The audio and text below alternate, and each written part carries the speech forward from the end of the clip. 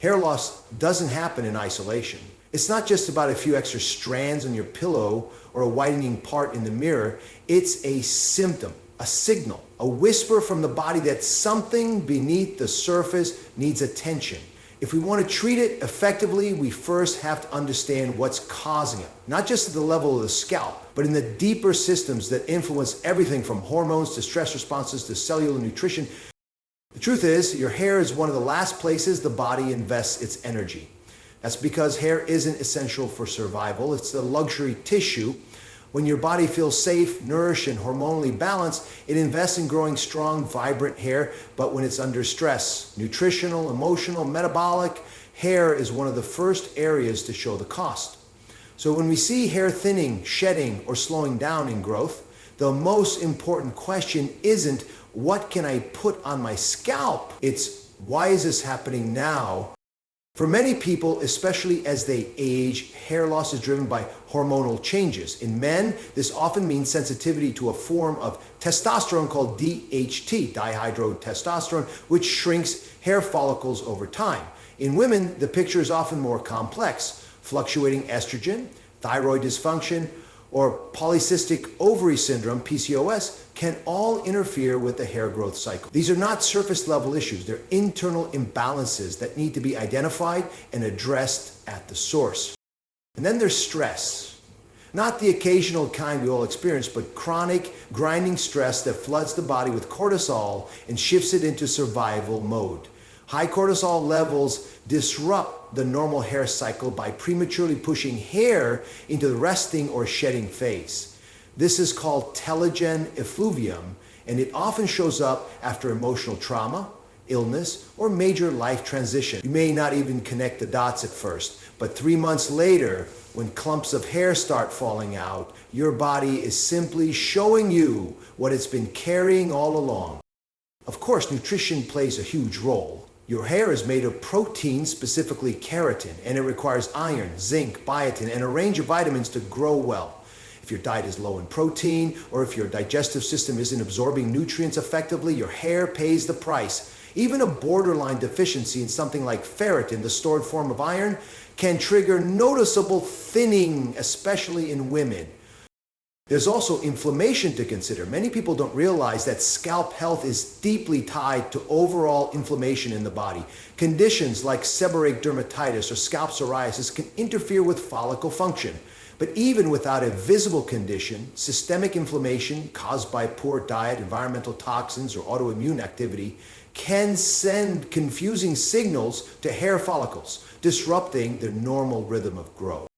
Genetics, of course, set the stage. If your parents or grandparents experienced pattern hair loss, you may have inherited a similar predisposition, but genetics are not destiny. They're potential. And whether or not that potential is expressed often depends on lifestyle, hormone health, and the degree of physical or emotional stress you're under. That's why when a patient comes to a doctor with concerns about hair loss, a good physician doesn't just prescribe a shampoo or serum.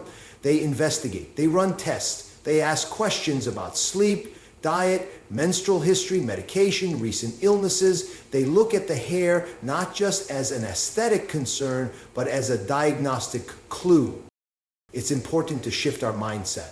Hair loss is not just a cosmetic flaw to be hidden, it's a message to be decoded. When we listen to that message early, we have the chance to intervene, to rebalance the body, to prevent further progression. When we ignore it or treat it only at the surface level, we miss the opportunity to restore true health from the inside out. And there's an emotional layer to all of this as well. Losing hair can feel like losing a part of your identity. It can affect your confidence, your sense of vitality, even your relationships. That's not vanity. That's human psychology. We are wired to associate hair with youth, beauty, and well-being. So when hair starts to fade, it's natural to feel a sense of grief or worry. But it's in that moment that something powerful can happen. Instead of shrinking away, we can turn toward the truth. We can ask, what is my body trying to tell me? What have I overlooked? Because behind every thinning strand, There's a story waiting to be heard. And healing begins when we decide to listen. Hair loss is not a flaw, it's feedback. And when you respond to that feedback with curiosity and care, you don't just grow stronger hair, you grow a deeper connection with your body's own wisdom. When someone begins to lose their hair, the first instinct is often to treat what's visible, the scalp, the strands, the texture. But a good doctor knows real healing starts with what you can't see. Before any treatment plan is drawn up, the first step is diagnosis. Not just guessing, not just assuming based on age or gender, but investigating with intention, with science, and with a genuine desire to understand what your body is trying to say. Because hair loss isn't a random event. It's the end result of a chain reaction, hormonal, nutritional, inflammatory, or even emotional. And until you know where that chain began, any treatment you try is just a shot in the dark. That's why medical diagnostics are not just important, they're foundational. They turn vague concerns into targeted action. When you walk into a clinic and express concern about thinning hair, a doctor who understands the full picture will start by asking questions. These aren't just formalities, they're clues. Have you experienced sudden weight changes? Are your menstrual cycles irregular? Are you feeling unusually tired or anxious? Are you under more stress than usual? Every answer you give helps narrow the possibilities. Because while the hair is falling out at the scalp, the root of the problem might lie in your hormones, your blood chemistry, your thyroid, or your immune system. One of the most basic yet powerful tools in hair diagnostics is the blood test. These aren't just routine lab orders. They're a window into your internal world. A doctor might look at thyroid function because both hypothyroidism and hyperthyroidism can cause hair loss. They'll check your iron levels, especially ferritin, the stored form of iron that's critical for hair growth. Low ferritin, even within the normal range, can trigger shedding, especially in women. They might evaluate your vitamin D levels, zinc, B12, and possibly testosterone or DHEA, particularly if there's suspicion of androgenic hair loss. In women, there's often a hormonal story beneath the surface. Conditions like PCOS, polycystic ovary syndrome, can go undiagnosed for years, yet manifest in symptoms like acne, irregular cycles, and hair thinning or shedding around the temples or crown. That's why testing for free testosterone, LH/FSH ratios, and even insulin sensitivity can reveal the underlying hormonal imbalance that's disrupting the hair cycle. In men, the picture may seem simpler, commonly androgenic alopecia or male pattern baldness, but even here, testing matters. Understanding how sensitive your follicles are to DHT, the byproduct of testosterone, can inform whether a medication like finasteride is appropriate, or whether more natural approaches should be layered in first.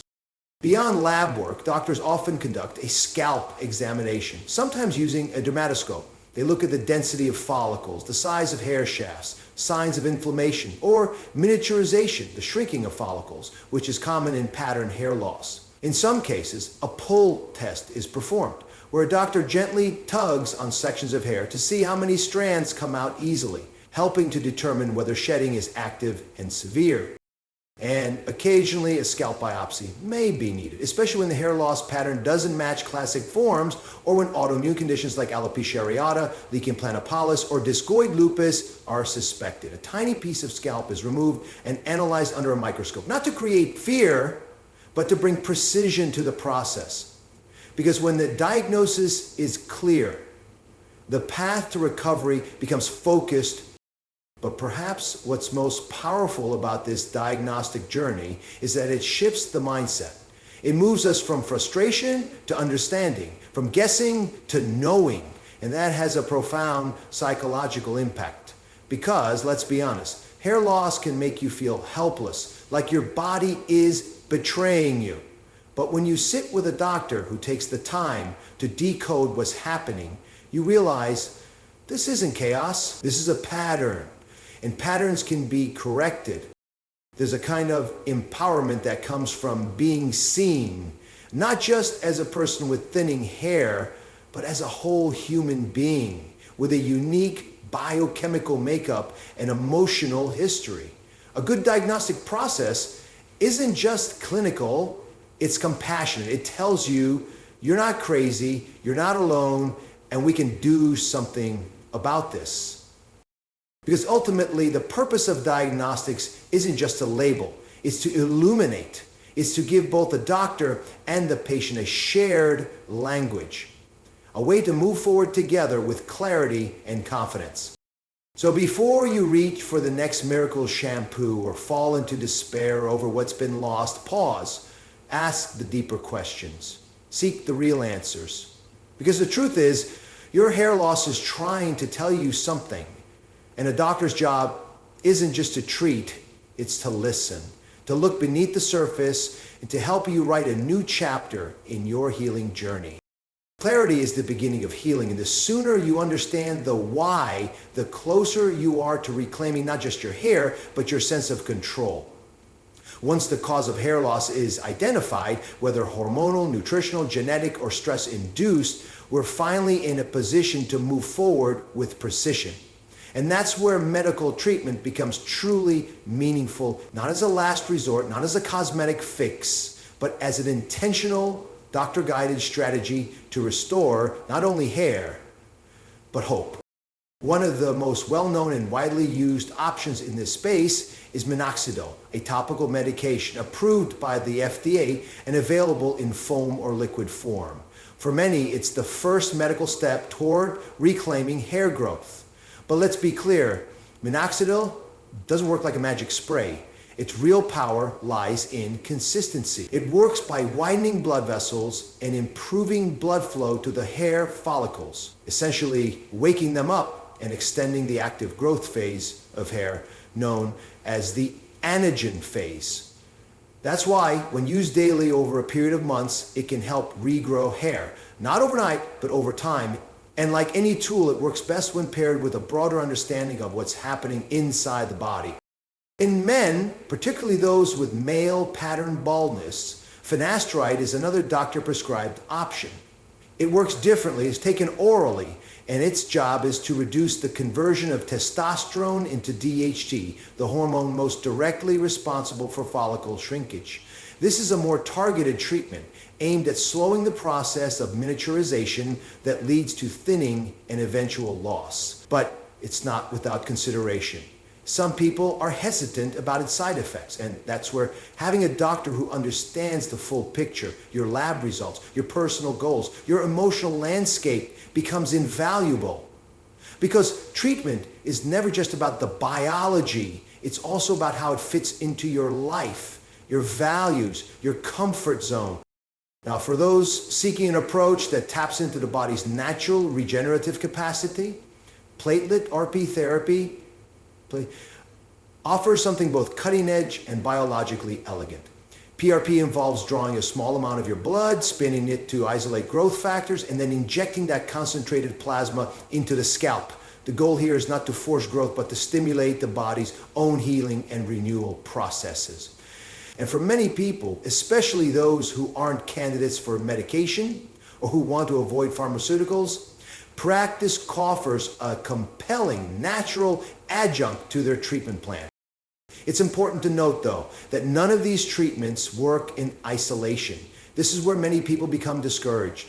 They try Minoxidil for a few weeks, see no difference, and give up. Or they take finasteride without addressing their diet, stress levels, or sleep quality. The truth is, real results come from a comprehensive approach. These treatments are powerful, but only when used within a supportive framework that includes lifestyle change, nutritional optimization, and emotional resilience. Let's also talk about what these treatments represent, because they're not just chemicals or procedures, they represent choice. They mark a turning point when you stop reacting and start responding, when you shift from waiting for your body to fix itself to partnering with it in the healing process. That's not vanity, that's self-leadership. And that mindset shift changes everything. There's something deeply philosophical about restoring hair. On the surface, it may seem like a cosmetic pursuit. But beneath it lies something more human, the desire to feel whole, to feel seen, to feel in sync with how we view ourselves internally. When hair falls out, we often feel like we're fading, not just physically, but energetically. Seeking treatment becomes a way to reclaim that lost energy. And when done thoughtfully under the guidance of a doctor, it's not just about restoring follicles, it's about restoring confidence. We must also respect the emotional process of committing to a treatment. Because any medical journey requires patience. There's rarely a dramatic before and after. Instead, it's incremental. It's noticing fewer hairs in the shower, a little more density on the crown, the way a part starts to look less wide. These changes may be subtle, but they are profound because they symbolize progress. They signal that your body is listening, that the system is responding.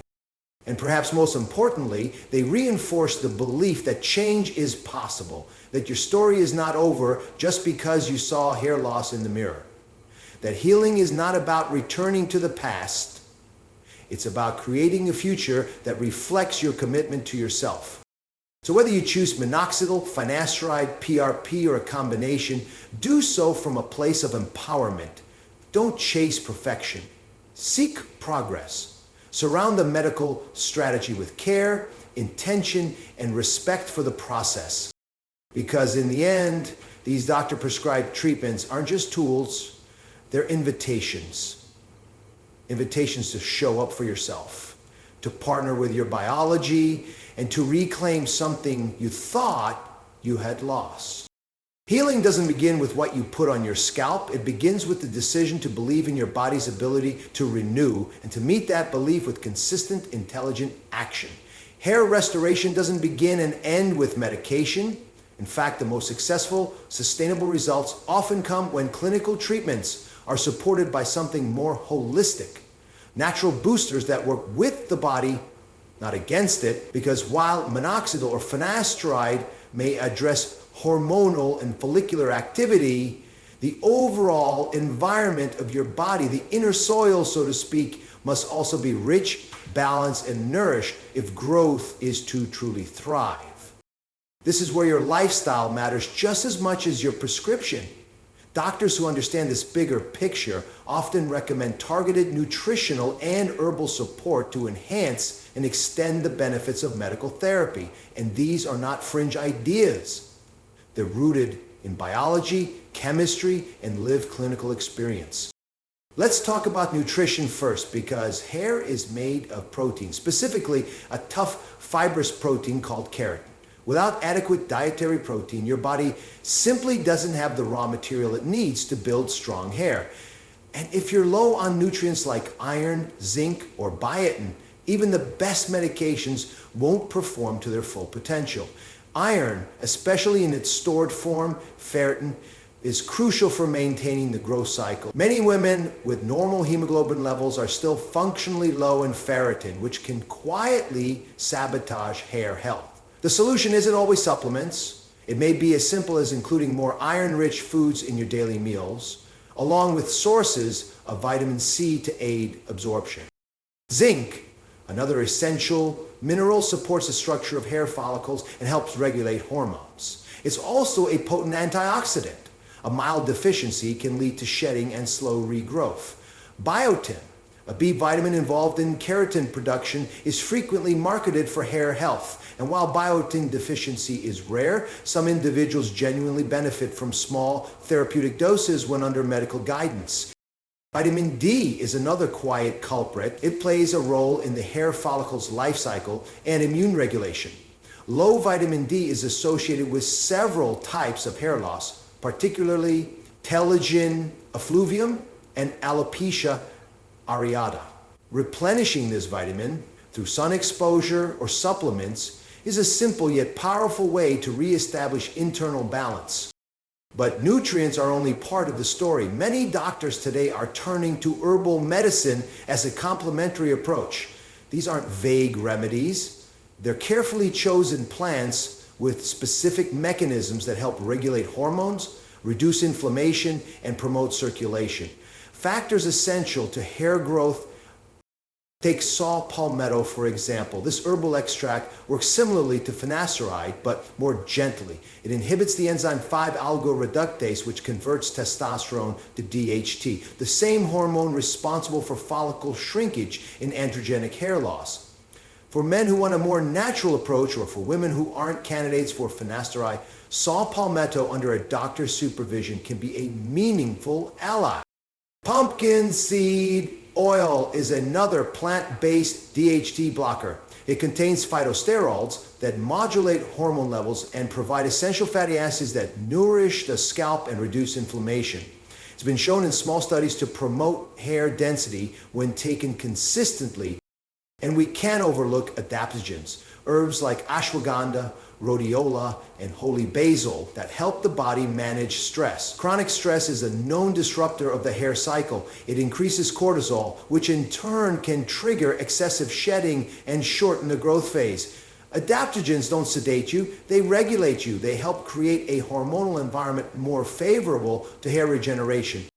Even simple things like green tea or rosemary extract, both rich in antioxidants and natural anti-inflammatories, can support scalp circulation and protect the follicles from oxidative damage. These natural boosters don't replace medical treatments, but they do something equally important. They optimize your internal terrain, helping every other strategy work better.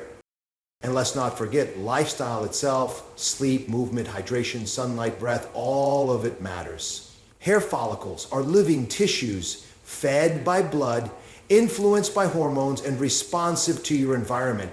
When you prioritize balanced nutritional, emotional, and physical, you're sending a message to your body: this is a safe place to grow.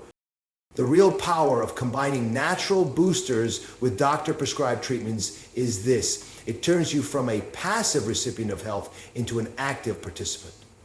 You're not just applying a serum and hoping it works. You're eating with intention, supplementing with purpose, resting with discipline. You're building a body that's not only ready to grow hair, but ready to sustain it. Because true healing is never isolated to one system. It's whole body, whole leg. And when you approach it from both the inside and the outside, the results often go beyond what you expected. You don't just see hair returning, you feel vitality returning. That's the deeper reward. Support your body from the root up and your hair will follow. Because growth isn't forced, it's invited. And nature, when honored, always shows up. Hair loss isn't just about what you see in the mirror, it's about what it does to your sense of self. And I want to pause here because too often this part of the conversation is overlooked. We focus on the scalp, the follicles, the hormones, the lab tests, and all of that is important. But what about the person behind the symptoms? What about the emotional toll of watching your hair fall out in clumps day after day, feeling helpless and exposed? For many, that experience is more distressing than the physical change itself. Because hair is not just hair, it's identity, youth, strength, femininity, masculinity. It's history and heritage. It's how we present ourselves to the world. When you start losing your hair, especially unexpectedly or prematurely, you can feel like a part of you is fading away. It's not vanity, it's vulnerability, and that deserves to be acknowledged with compassion, not dismissed as a surface level concern. Doctors who truly understand hair loss don't just treat the head, they support the heart, because hair loss affects confidence, relationships, even how we show up socially or professionally. The psychology of hair loss runs deep, and ignoring that piece means missing half the picture. Imagine a woman in her 30s just beginning to build a career, who suddenly starts noticing thinning along her part line. She changes how she parts her hair.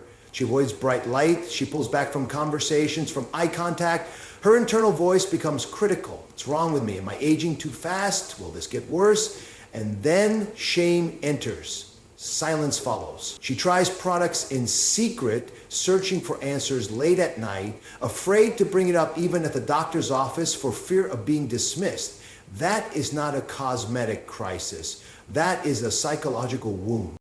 Or consider a man in his 20s watching his hairline recede while his friends enjoy thick, full hair. He might laugh it off, but privately he spirals into self-doubt. He avoids pictures, dates. He starts associating baldness with failure, loss of attractiveness, even weakness. He wonders, is this it?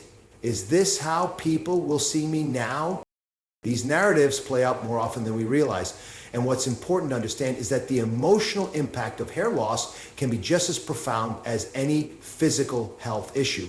Research shows strong links between hair loss and depression, anxiety, social withdrawal. It can affect body image and self-esteem, triggering feelings of helplessness or even hopelessness. But here's the deeper truth. These emotions aren't just reactions. They're signals. Just like the shedding hair is a sign that something is off in the body, these emotional waves are signs that something is off in how we relate to ourselves. Hair loss invites us, sometimes painfully, to confront a deeper question. Who am I, if not the way I appear? Now that's a hard question, but it's also a liberating one. Because while treating hair loss medically and nutritionally is absolutely essential, there's also a tremendous opportunity here for psychological growth. You see, we can either collapse under the weight of the change, or we can rise into a deeper awareness of our worth. Doctors who approach hair loss holistically understand this. They create space for emotional processing. They listen, they validate. They may even recommend therapy, support groups, or guided mindfulness to help patients reconnect with a sense of self-worth that isn't tied to outward appearance. Because that's where the healing starts to become not just external, but internal. And something beautiful begins to happen when patients feel seen, not just examined. They engage more fully in the treatment process. They're more consistent, more hopeful, more grounded. That optimism isn't naive, it's biological. Positive mental states influence healing. They lower cortisol, they improve nutrient absorption, they regulate the nervous system, which in turn benefits hormonal balance and even follicular function. The body, quite literally, responds better when the mind feels safe. So we need to shift how we talk about hair loss. Not as a cosmetic inconvenience, but as a deeply personal psychological journey, one that requires care, patience, and dignity. Yes, use the treatments, apply the serums, take the supplements, but also hold space for what this experience means for you. Journal, speak to someone, challenge the negative thoughts, because you are not just a head of hair. You are a whole, dynamic, resilient person, and you are still you, even in the face of loss. What's most important is that you don't let the fear of hair loss shrink your life. Don't retreat. Don't go silent. This is not the end of your story. It's a turning point, a moment to reclaim your self-image, not based on perfection, but on presence, authenticity, and power. True healing begins when you stop hiding and start honoring your experience, both the physical and the emotional, because the person looking back at you in the mirror is still worthy, still whole, and still growing. If there's one truth that ties every part of this hair restoration journey together, it's this. Healing is not a single act, it's a process. And like any meaningful process, it thrives on rhythm, consistency, and personal ownership. This is where creating a personalized treatment ritual becomes not just helpful, but essential. Because when something becomes a ritual, it becomes a part of you. It's no longer something you do to yourself, it's something you do for yourself. Many people approach hair loss treatment the way they approach dieting, with short bursts of motivation followed by long stretches of disappointment. They try a product for a few weeks, skip a few doses, forget a step here and there, and then blame the treatment when results don't come. But hair doesn't respond to temporary enthusiasm. It responds to steady, sustained care. And that's where a ritual comes in. A ritual is more than a routine. A routine is what you do. A ritual is how you do it, consciously, intentionally, with presence. When you take the time to build a ritual around your hair treatment, whether that includes applying a topical, taking supplements, or preparing a nutrient-rich smoothie, You're sending a powerful message to your body. I'm here for you. I'm listening. I care. It begins with understanding what works for you, not what your friend is doing, not what's trending online, what aligns with your biology, your lifestyle, and your emotional needs. If minoxidil is part of your plan, commit to applying it at the same time each day, maybe after brushing your teeth at night, while you take a moment to reflect on your progress. If you're taking supplements, pair them with meals or set a gentle reminder on your phone. If you're using herbal oils, turn the application to a calming scalp massage, an act of self-connection, not just treatment. It doesn't have to be elaborate. In fact, the simpler and more repeatable it is, the more powerful it becomes. The goal is to turn care into consistency. And when you do that, the biology starts to catch up. Hair grows in cycles. Long cycles that require months of steady support before results appear. But those cycles are predictable, and when your behavior matches that rhythm, the outcomes are often profound. What's equally important is tracking your journey. Not obsessively, but attentively. Keep a journal. Take photos every few weeks, not every day, because daily changes are too subtle to notice. Document how you feel, what products you're using, what foods you're eating, how you're sleeping. This isn't about micromanagement, it's about mindfulness. When you start to see progress, even if it's slow, your motivation deepens. And when you hit a plateau, you'll have a clear picture to revisit, reflect, and refine. Now, let's talk about the emotional layer. There's something deeply healing about claiming time for yourself each day. In a world that constantly demands more from you, work, family obligations, these few minutes of focused self-care become sacred. They're not just about fixing a problem. They're about reaffirming your relationship with yourself. And the more lovingly you approach your ritual, the more nourishing it becomes. There's also a profound psychological shift that happens when you stop waiting for a solution to work for you and start becoming a participant in your own healing. Passive hope turns into active effort, and that shift from external dependency to internal leadership creates a sense of empowerment that spills over into other parts of life. You begin to show up differently. Not just in front of the mirror, but in your relationships, your work, your energy. Let's not forget, hair loss for many people arrives during a time of deeper personal challenge, stress, aging, hormonal changes, identity transitions. By creating a personalized ritual, you're giving yourself structure when life feels unpredictable. You're anchoring yourself in an act of care, one day at a time. That's how healing becomes sustainable. That's how it becomes part of who you are. And this isn't just philosophy, it's physiology. The nervous system thrives on routine. When your body knows what to expect, it shifts out of survival mode and into repair mode.